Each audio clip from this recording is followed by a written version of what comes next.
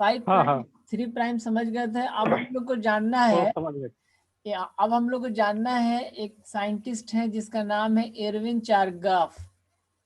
ठीक है, एरविन चारगाफ एक साइंटिस्ट है। इन्होंने एक सिद्धांत दिया था डबल स्ट्रैंड डीएनए के बारे में। डबल स्ट्रैंड डीएनए समझ रहे हैं ना, 2 पॉलीन्यूक्लियोटाइड चेन को डबल स्ट्रैंड कहते हैं। ठीक है, हाँ हाँ डबल। हाँ, ये 3 प्राइम हो गया, ये 3 प्राइम, ये 5 प्राइम हो गया। इसी को हम लोग कहते हैं डबल स्ट्रैंड, डबल स्ट्रैंड कहते हैं, या हम नहीं तो लोग, हेलिक्स का दिया था ना, डबल हेलिक्स। हाँ, डबल हेलिक्स भी कह सकते हैं। क्या करें, डबल स्ट्रैंड, हेलिक्स जी जो थे वो, हेलिक्स जी नहीं हाँ, बताया था कि DNA DNA double. Double DNA double helix जो थे ना, सॉरी, डीएनए डबल हेलिक्स के बारे में बताए थे वाटसन और क्रिक। वाटसन और क्रिक 2 साइंटिस्ट वाटसन एंड बताए। क्रिक, हाँ हाँ हाँ, वाटसन। जेम्स वाटसन और, हाँ हाँ हाँ, सही बात बोल ध्यान में। फ्रांसिस क्रिक ने दिया था। ये इरविन क्रिक साहब ने, ठीक चारगाफ है। है। इरविन चारगाफ ने कहा था कि कोई भी डीएनए डबल स्ट्रैंड में एडेनिन थाइमिन के बराबर होता है और गिवानिन साइटोसिन के बराबर होता है। समझ रहे हैं? जैसे मान लीजिए, अगर कोई कहे, अगर फॉर एग्जांपल आपसे कोई कहे कि डीएनए डबल स्ट्रैंड में एडेनिन 30% है, समझ रहे हैं? बात समझ रहे हैं ना? हम्म। एडेनिन 30% है, तो आप हाँ गिवानिन का वैल्यू बताइए, कैसे बताइएगा? तो मैं सबको 100 मान के चलेंगे ना। हाँ बिल्कुल, परसेंटेज है तो 100 मान के चलेंगे। 100 मान के चलेंगे तो 70 हो जाएगा वो। नहीं, कैसे 70 हो जाएगा भाई? एडेनिन इक्वल टू थाइमिन है। अच्छा अच्छा अच्छा, समझ समझ, हाँ, अच्छा हम समझ गए। एडेनिन इक्वल टू थायमिन है, तो एडेनिन 30 है तो थायमिन भी 30 होगा। तो हाँ इधर ग्वानिन हो जाएगा आपको, हाँ ग्वानिन हो जाएगा आपको, माने 20% हो जाएगा, हाँ यही ना। हाँ हाँ हाँ, अब समझ में आया। ये गिवानिन आपका 20% हाँ और साइटोसिन 20%। साइटोसिन तो 20%। यही एडविन चारगाफ ने बोला था डीएनए डबल स्ट्रैंड के बारे में। ठीक है, आगे बस समझ में। और एक चीज और याद हम्म। रखिएगा कि अगर 5 प्राइम और 3 प्राइम के बीच अगर जो बेस पेयरों का जो संख्या है, वो आपको बेस पता ही, एडेनिन थाइमिन के साथ पेयर बनाता है, गिवानिन साइटोसिन के साथ। तो अब बताइए, साइटोसिन। 5 प्राइम और 3 प्राइम में इस तरह से अगर कोई सीक्वेंस हो, तो उसके यहाँ पे 3 प्राइम और 5 प्राइम में क्या होगा? तो वही एडेनिन के साथ हो गया आपको थायमिन हो जाएगा। हाँ, यहाँ और थाइमिन, साइटोसिन तो गिवानिन हो हाँ जाएगा, यहाँ ग्वानिन, गिवानिन हो जाएगा, ग्वानिन हो जाए, यहाँ थाइमिन हो थायमिन गया, हो जाए, ये एडेनिन हो गया, एडेनिन एडेनिन हो गिवानिन हो गया, गया। साइटोसिन। हाँ, अच्छा हाँ ठीक है ना, तो ग्वानिन हो गया, अगर साइटोसिन हो गया। एक स्ट्रैंड का सीक्वेंस हमें याद रहे, तो दूसरे स्ट्रैंड का हम्म, सीक्वेंस हम लोग आसानी से कर समझ सकते हैं। सकते हैं और जान सकते हैं हम्म, उसको। ठीक है ना? हम्म, क्लियर है? हम्म, अब एक चीज clear और है। देखिए, अब यहाँ पे क्या आपने देखा, ये चीज को याद रखिएगा। अब हम लोग चलते हैं, एक चीज पढ़ते हैं, डीएनए रेप्लिकेशन होता कैसे है। तो देखिए, जैसे मान लीजिए कि ये एक डबल स्ट्रैंड है, ठीक है ना, 5 prime 3 prime, 3 prime 5 prime.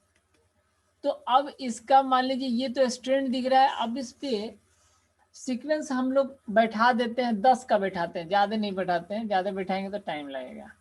Adenine, thymine, guanine, cytosine, cytosine जो भी रख लीजिए, ठीक है, हम्म। 3 3 6 3 9, और ये, अब इसका जो हो जाएगा क्या होगा, तो यहाँ थाइमिन होगा, यहाँ एडेनिन होगा, यहाँ थायमिन हो साइटोसिन, जाएगा, यहाँ गिवानिन, यहाँ गिवानिन, यहाँ साइटोसिन हो थाइमिन, ग्वानिन, यहाँ ग्वानिन, एडेनिन, साइटोसिन, थाइमिन और ग्वानिन, एडेनिन। साइटोसिन। ठीक है, अब यहाँ पे और क्या आप लोग को दिख दिख रहा है?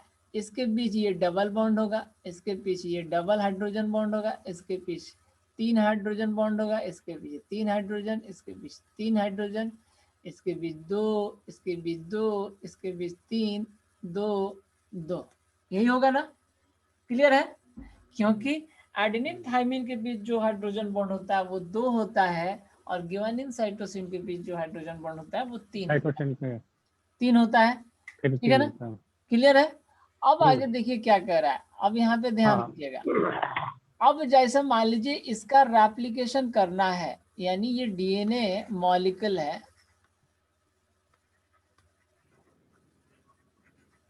डीएनए मॉलिक्यूल है, इसका रेप्लिकेशन करना है। इसको जब रेप्लिकेशन करना है तो अब ध्यान दीजिए कैसे रेप्लिकेशन होगा। तो आपको मैं बता देता हूं, जैसे मान लीजिए एक वर्ड आता है टेम्पलेट। टेम्पलेट का मतलब होता है कि वो चीज जिसकी कॉपी की जाए, जिसकी नकल की जाए। ठीक है ना? समझ रहे हैं? उसे टेम्पलेट कहा जाता है। जैसे मान लीजिए कि जब इस डीएनए मॉलिक्यूल का रेप्लिकेशन करना है तो ये ऊपर वाला टेम्पलेट की तरह काम करेगा, यानी ये टेम्पलेट की तरह काम करेगा। ठीक है ना? और ये भी टेम्पलेट की तरह काम करेगा। तो टेम्पलेट मैंने क्या बताया? कॉपी करना है, इसका कॉपी करना है। तो कॉपी जब करना है तो क्या होगा, ये जो इनके बीच हाइड्रोजन बॉन्ड दिख रहे हैं, एडेनिन थाइमिन के बीच 2, गिवानिन साइटोसिन के बीच 3 जो हाइड्रोजन बॉन्ड है, इनका सेपरेशन होना जरूरी है। अगर सेपरेशन नहीं होगा तो हम लोग समझ नहीं पाएंगे। 1 मिनट।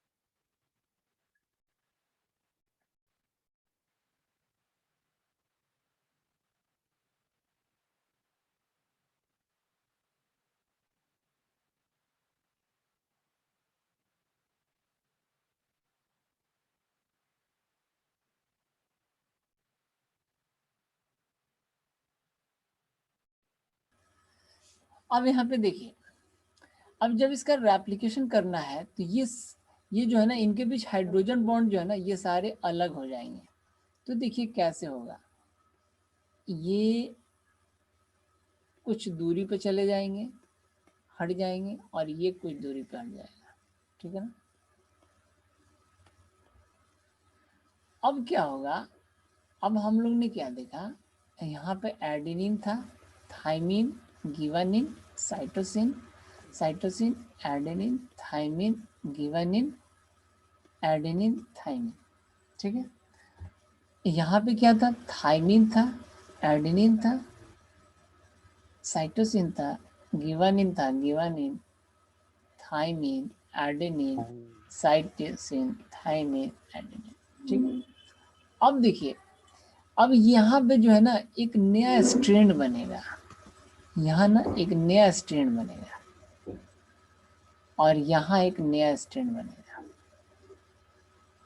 ये बनेगा यहाँ 3 प्राइम 5 प्राइम, और यहाँ बनेगा 3 प्राइम, क्योंकि एंटी पैरेलल होता है, एक दूसरे के उल्टा होता है। तो अब देखिए क्या होगा, यहाँ एडेनिन के साथ यहाँ क्या बनाएगा, पेयर थाइमिन बनाएगा ना, यहाँ एडेनिन, यहाँ साइटोसिन, यहाँ गिवानिन, गिवानिन, यहाँ थाइमिन, यहाँ एडेनिन, यहाँ साइटोसिन, यहाँ थाइमिन, यहाँ एडेनिन। अब बात आ रही है समझ में? ध्यान से समझिएगा, ये एक डीएनए मॉलिक्यूल बन गया नया।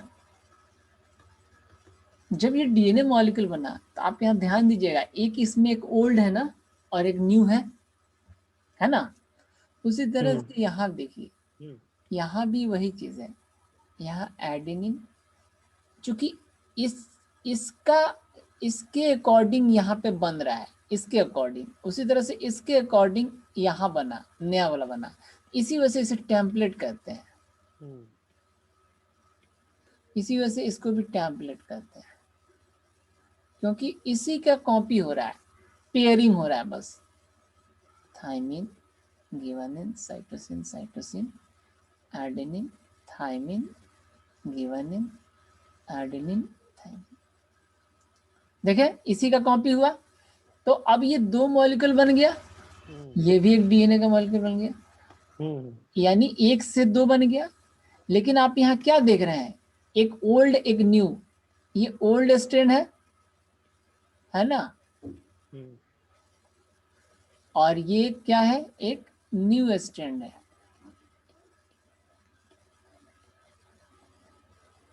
और उसी तरह से ये वाला भी वही चीज है, एक न्यू स्ट्रैंड है और एक ओल्ड स्ट्रैंड है। आ रही बात समझ में? तो अब यहाँ पे इस तरह के रेप्लिकेशन को, इस तरह के डीएनए रेप्लिकेशन को हम लोग कहते हैं सेमी कंजर्वेटिव।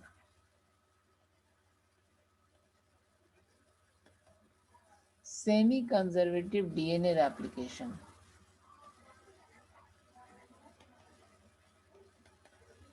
सेमी कंजर्वेटिव का मतलब होता है, कंजर्वेटिव का मतलब होता है कंजर्वेशन, और कंजर्वेशन का मतलब होता है कोई पुरानी चीजों को रखना पास में नए चीजों के साथ।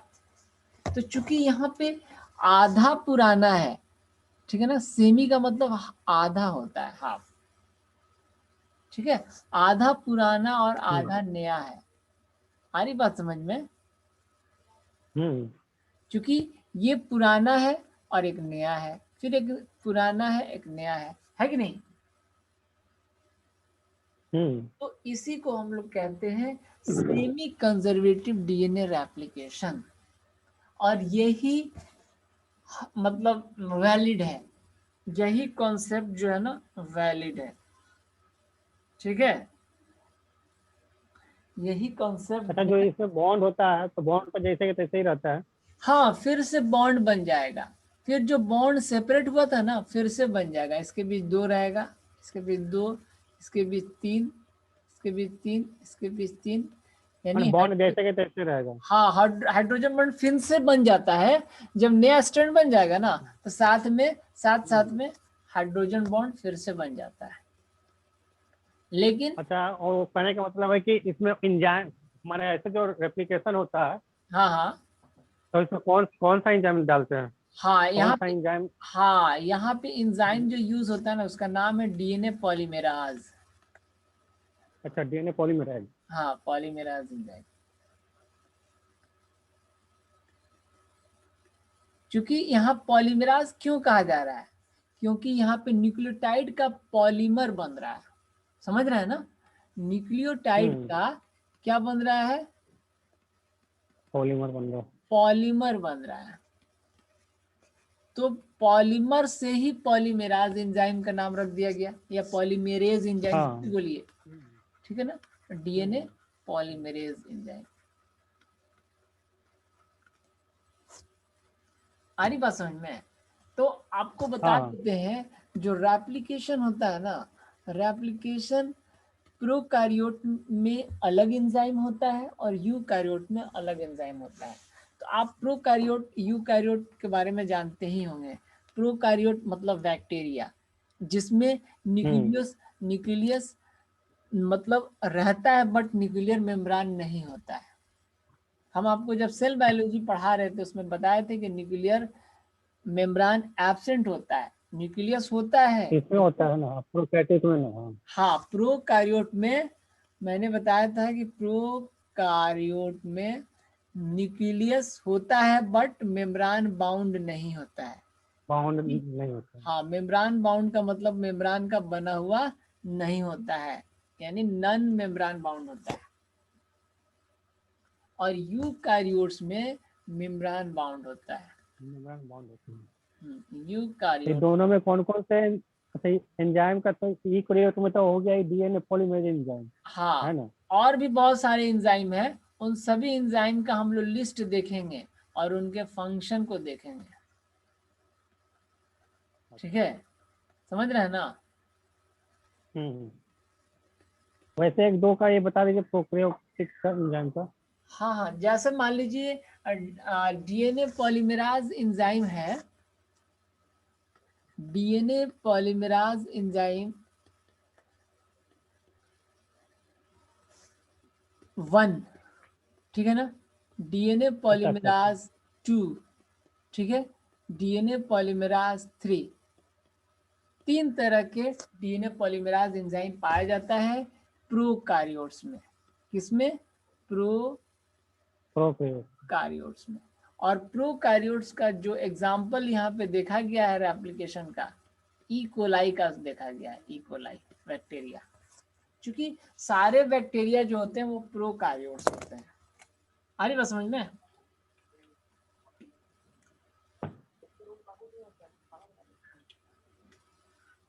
सारे बैक्टीरिया क्या होते हैं? प्रोकारियोट्स होते हैं। तो डीएनए पॉलीमराज एंजाइम मेन एंजाइम जो है इसमें ये वाला है, यानी मेन रेप्लिकेशन करने वाला एंजाइम डीएनए पॉलीमराज 3 है। लेकिन 1 और 2 क्या करता है? ये डीएनए रेप्लिकेशन में हेल्प करता है, ठीक है ना, ओनली हेल्प करता है, हेल्पर की तरह काम करता है। ठीक है, क्लियर है ना यहाँ? चलिए अब हम लोग थोड़ा सा एक दो पॉइंट देख लेते हैं उस बुक में से और फिर उसके बाद से आगे चलते हैं। हाँ, एक चीज और याद आ गया, जो डीएनए रेप्लिकेशन का जो डायरेक्शन होता है, डीएनए रेप्लिकेशन का डायरेक्शन होता है, डायरेक्शन को हम लोग पोलरिटी भी कहते हैं। डीएनए रेप्लिकेशन डायरेक्शन जो होता है वो होता है 5 प्राइम टू 3 प्राइम, यानी इसे हम लोग पोलरिटी भी कहते हैं, पोलरिटी। यानी इसी डायरेक्शन में डीएनए का रेप्लिकेशन होता है, 5 प्राइम टू 3 प्राइम, ये याद रखिएगा। ठीक है ना? अच्छा, 3 प्राइम टू 5, अच्छा उल्टा नहीं हो, मतलब 3 से 5 नहीं होगा, तो 5 से 3 होगा। हाँ, 3 से 5 नहीं होगा, 5 से 3। पतवा तो वही हुआ ना? नहीं, कैसे बात वही हुई? जैसे मान लीजिए कि ये डबल स्टैंड है, ध्यान दीजिएगा, ये डबल स्टैंड है, 5 प्राइम 3 प्राइम, और ये 3 प्राइम 5 प्राइम, ठीक है ना? तो अब यहाँ पे देखिए, यहाँ पे जो होगा ये इधर के तरफ होगा, इस डायरेक्शन में होगा, ये 3 प्राइम 5 प्राइम। लेकिन ये वाला जो है इसमें तो उल्टा हो जा रहा है, तो इसका जो डायरेक्शन हो जाएगा वो ऐसे हो जाएगा, इस तरह से हो जाएगा, 5 प्राइम 3 प्राइम।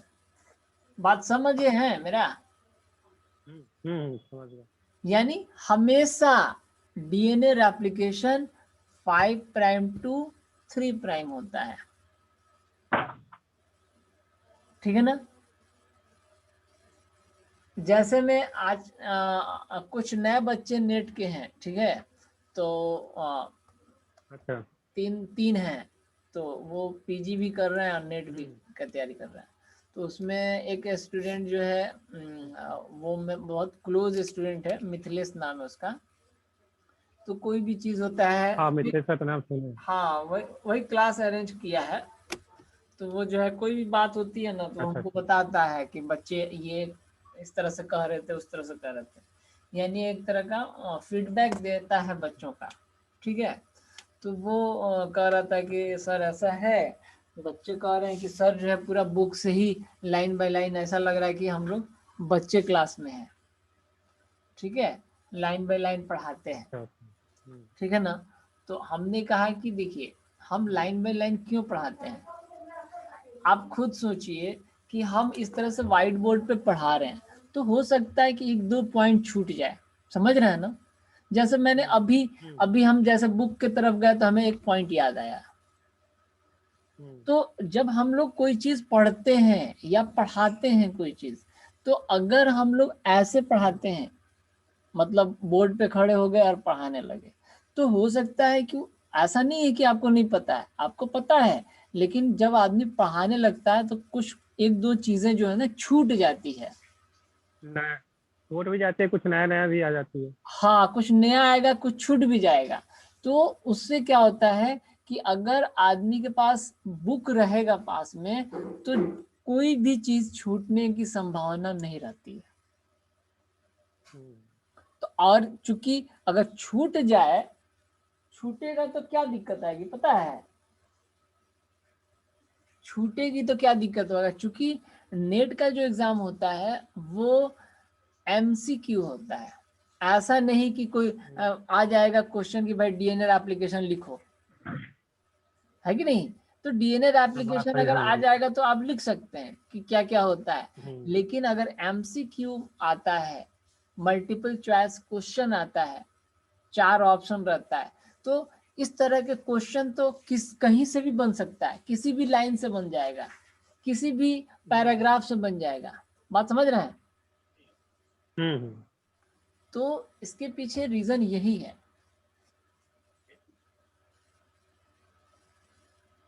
समझ रहे हैं ना? बुक से पढ़ाने से बहुत सारा चीज, हर एक चीज पता चलता है, कहाँ से क्या हो रहा है नहीं हो रहा है। हाँ हर हाँ एक पॉइंट बाई पॉइंट पता चलता है। हाँ हाँ। वो लोग होंगे, ठीक है। हाँ,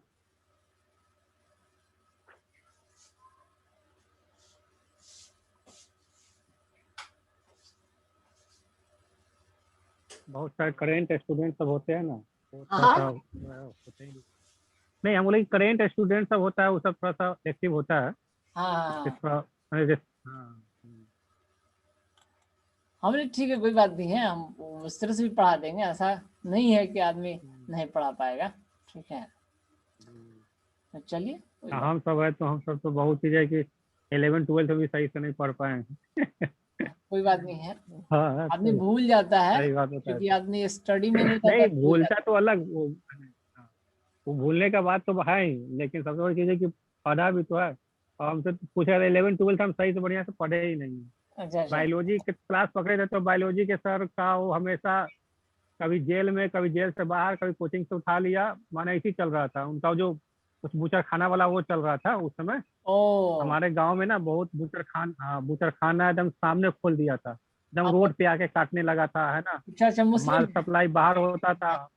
हाँ हाँ, कसाई लोग का था। हाँ और हाँ। वो लोग क्या क्या किया कई बार कि अब माल पकड़ा गया, माल सीज हो गया, माने बाहर गया नहीं। यहाँ तक क्लियर है ना सब?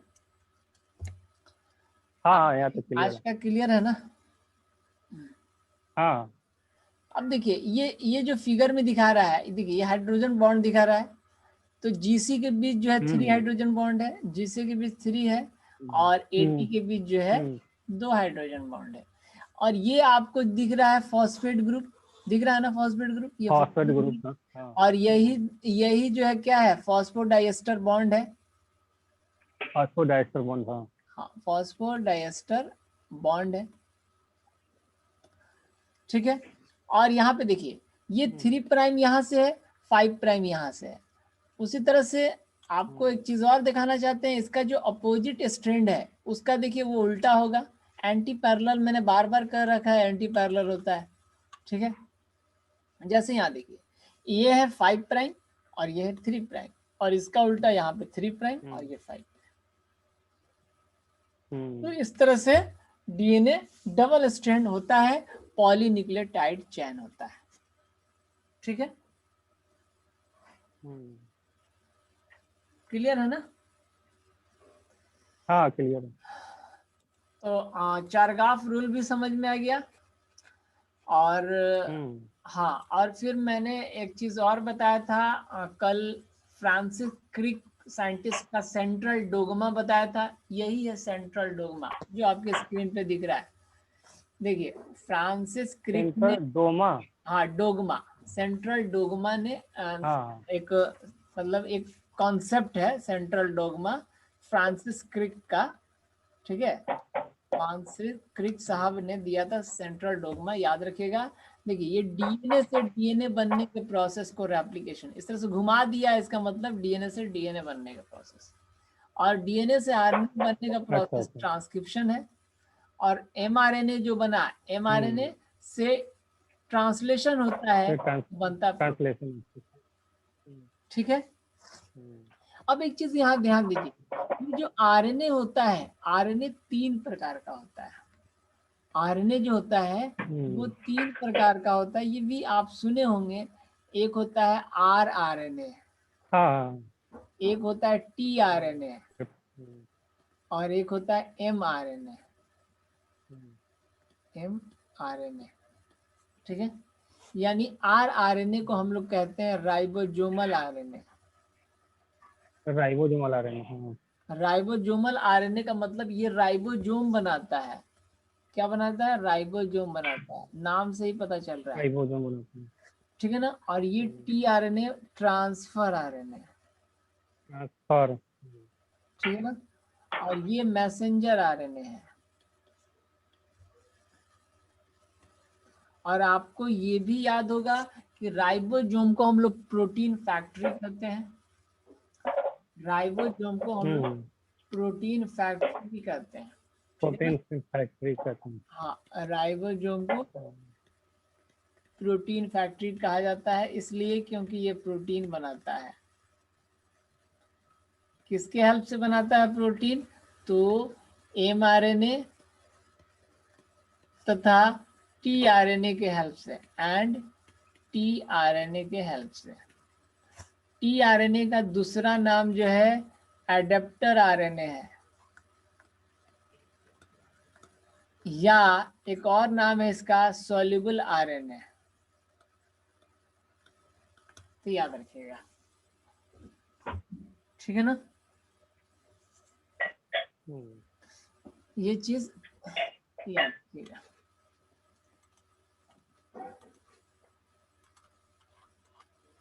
सेंट्रल डोग्मा समझ में आ गया।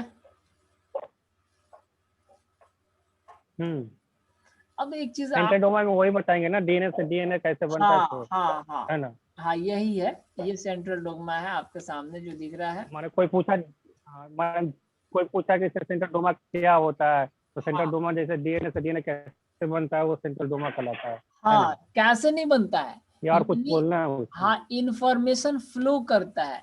ये जेनेटिक इंफॉर्मेशन, देखिए यहाँ लिखा हुआ है, जेनेटिक इंफॉर्मेशन फ्लो करता है डीएनए से आरएनए और आरएनए से प्रोटीन, इसी को सेंट्रल डोग्मा कहते हैं। तो डीएनए से आरएनए बना ट्रांसक्रिप्शन के द्वारा, और आरएनए से प्रोटीन बना ट्रांसलेशन के द्वारा, और डीएनए से डीएनए बनता है रेप्लिकेशन के द्वारा। तो यही सेंट्रल डोग्मा है। यानी डीएनए से डीएनए बनना रेप्लिकेशन, डीएनए से आरएनए बनना ट्रांसक्रिप्शन, और एमआरएनए से आरएनए से प्रोटीन बनना ट्रांसलेशन, इन सभी को हम लोग सेंट्रल डोग्मा कहते हैं। सेंट्रल डोमा कहते हैं। Genetic information flow. हाँ, फ्लो होता है, मतलब इंफॉर्मेशन फ्लो का मतलब इंफॉर्मेशन बढ़ता है आगे की तरफ, जाता है आगे की तरफ, इंफॉर्मेशन आगे की तरफ कैरी करता है, उसी को हम लोग फ्लो कहते हैं, information flow, genetic information flow.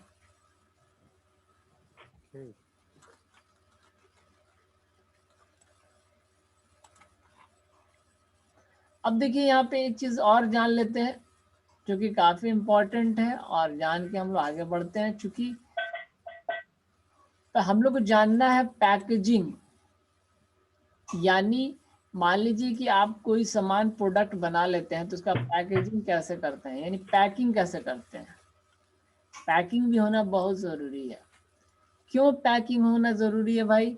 तो पैकिंग होना इसलिए ज़रूरी है क्योंकि हम लोग के सेल में, सेल की साइज बहुत छोटी होती है, ठीक है ना।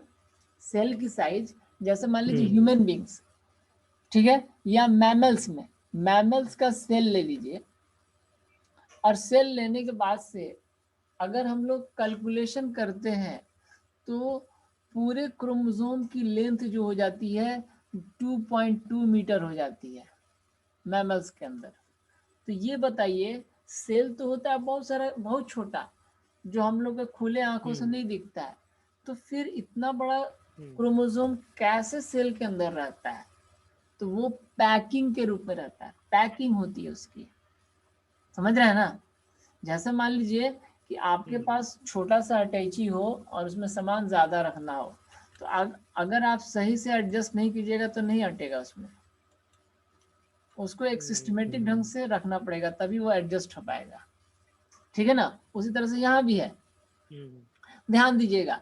दो, जैसे मान लीजिए ये एडेनिन है, थाइमिन है, गिवानिन, साइटोसिन, और यहाँ cytosine, sorry, thymine, adenine, cytosine, guanine. अब देखिए यहाँ पे ध्यान से, एडेनिन और थाइमिन के बीच जो डिस्टेंस होता है वो होता है 0.34 नैनोमीटर। यानी नैनोमीटर कितने को कहते हैं? तो 1 मीटर, 10⁻⁹ हाँ, एक नैनोमीटर इक्वल टू होता है 10⁻⁹ मीटर, -9 मीटर, 1 नैनोमीटर। तो ये 0.34 नैनोमीटर है, तो इसको मीटर में कन्वर्ट करेंगे तो कितना आएगा? 0.34 इंटू 10⁻⁹ मीटर, ये हो जाएगा। अब मान लीजिए ये इतना आया, और इन केस मैंने ये लेंथ कितना किसके बीच बताया है? तो ए और, यानी एक बेस पेयर के, यानी दो बेस पेयर, यानी 2 कंसेक्यूटिव का मतलब होता है 2 बगल के, आसपास के, हमारे बगल का जो भी होगा वो कंसेक्यूटिव कहलाएगा। तो 2 कंसेक्यूटिव के बीच का लंबा लेंथ होता है 0.34, ठीक है, 0.34 नैनोमीटर। तो अगर मान लीजिए हमें पता हो कि मैमल्स के अंदर टोटल बेस पेयर होता है क्रोमोसोम के अंदर 6.6 इंटू 10⁻⁹ बेस पेयर, इतना बेस पेयर होता है, समझ रहे हैं? आई बात समझ में? हाँ। इतना बेस पेयर होता है एक मैमल के सेल के अंदर, बेस पेयरों की संख्या इतनी होती है क्रोमोसोम के अंदर। तो अगर मान लीजिए इसका लेंथ पता करना हो तो क्या करेंगे? 6.6 नहीं तो ये जो 6.6 है, हाँ तो ये कहीं से निकला है या ये रिसर्च करके रखा हुआ वैसे ही? हाँ, रिसर्च करके रखा हुआ है ये जो है ना, अच्छा। ये रिसर्च करके रखा हुआ है कि 6.6 इंटू 10⁻⁹ बेस पेयर जो है मैमल के सेल में मौजूद क्रोमोसोम के अंदर इतने सारे बेस पेयर होते हैं। यानी एडेनिन, थाइमिन, गिवानिन, साइटोसिन के जो, यानी बेस पेयर, समझ रहे हैं? यानी एडेनिन थाइमिन के साथ पेयर बनाया, ये एक बेस पेयर कहलाएगा, ठीक है। तो अगर इसी तरह से adenine thymine, guanine, cytosine, adenine thymine, तो ये 3 बेस पेयर कहलाएगा, देख रहे हैं? तो इस तरह से मैमल के सेल में इतना बेस पेयर है। तो जब इतना बेस पेयर है तो इसके लेंथ निकाल सकते हैं। ये बेस पेयर है तो इसका लेंथ कैसे निकालेंगे? इसमें जो है, चूंकि हमें पता है मल्टीप्लाई कर दे। हाँ, 2 बेस पेयर की 2 बेस पेयर का जो डिस्टेंस है वो 0.34 नैनोमीटर है। अब इसमें हम लोग क्या करेंगे? 0.34 इंटू माइनस, ठीक है, बात समझ गए? तो अब इससे तो ये कट जाएगा, कट जाएगा ना, बात समझ में आ रही है? और ये मीटर में आया, ठीक है। अब हम लोग क्या करेंगे? 6.6 इंटू 0.34 में मल्टीप्लाई कर देंगे, तो जितना आएगा वो उसका लेंथ हो जाएगा। कितना आएगा देखिए तो? ये हो गया 36, 18,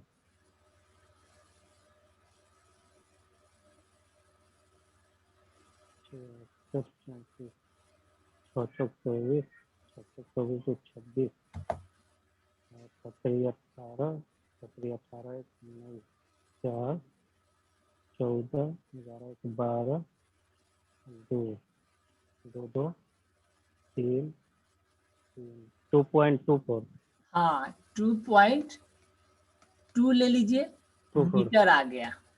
हाँ तो देखिए ये यहाँ पे लिखा हुआ है 2.2 मीटर्स।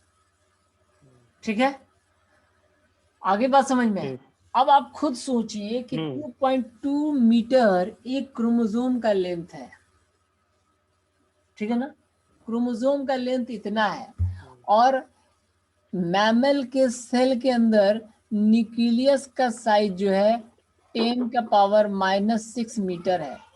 अब बताइए इतना छोटा एरिया में इतना बड़ा कैसे एडजस्ट होगा, इतने बड़े कैसे एडजस्ट होगा इतने छोटे एरिया में। तो तभी बात आती है पैकेजिंग की, यानी पैकिंग होगा तभी वो एडजस्ट हो पाएगा इतने छोटे से जगह में। ठीक है, बात समझे हैं। तो अभी जो है इसको कैलकुलेशन कीजिए तो, हाँ बिल्कुल, मिलीमीटर को हम लोग मीटर में चेंज करेंगे।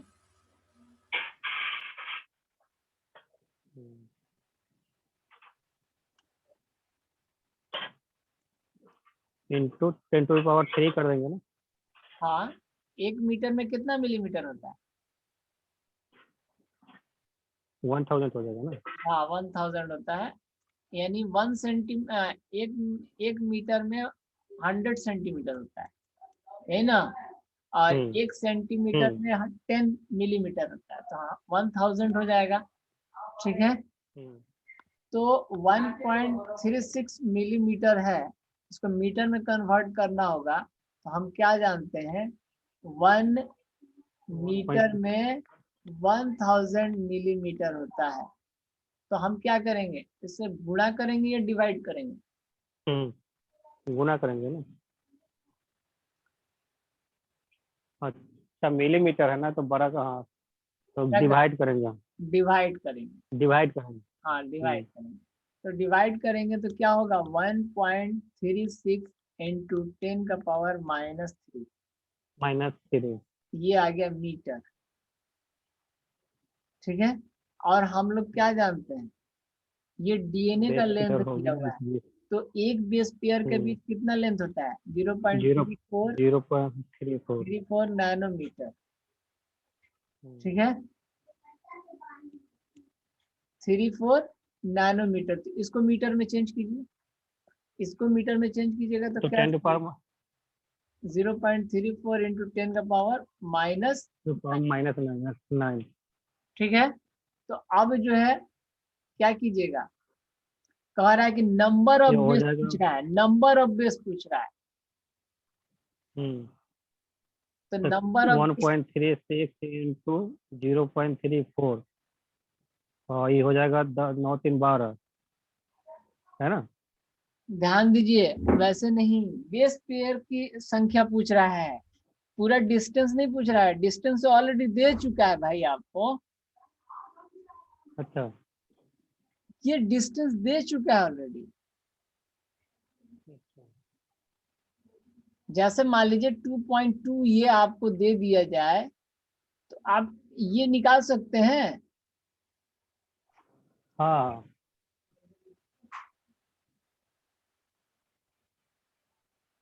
वही चीज है यहाँ पे, यानी आपके पास ये आपका लेंथ है, तो बेस पेयर कैसे निकालेंगे, बेस पेयर की संख्या कैसे निकालेंगे। तो हमें पता है कि 2 बेस पेयर के बीच का लेंथ ये है, तो हम क्या करेंगे, डिवाइड कर देंगे, गुणा या नहीं करेंगे। 1.36 इंटू 10⁻³ डिवाइडेड बाय 0.34 इंटू 10⁻⁹। ठीक है, आ रही बात समझ में, बात समझे हैं। हाँ हाँ बात समझ गया। यहाँ पे जो है ना, यहाँ पे लेंथ निकालना था, इसलिए हम लोग ने गुणा किया। और चूंकि यहाँ पे ऑलरेडी लेंथ दे चुका है, जब लेंथ दे चुका है तो हमें बेस पेयरों की संख्या पता करना है ना, तो डिवाइड कर देंगे। तो डिवाइड करेंगे तो क्या हम्म। आएगा, निकालिए तो इसका।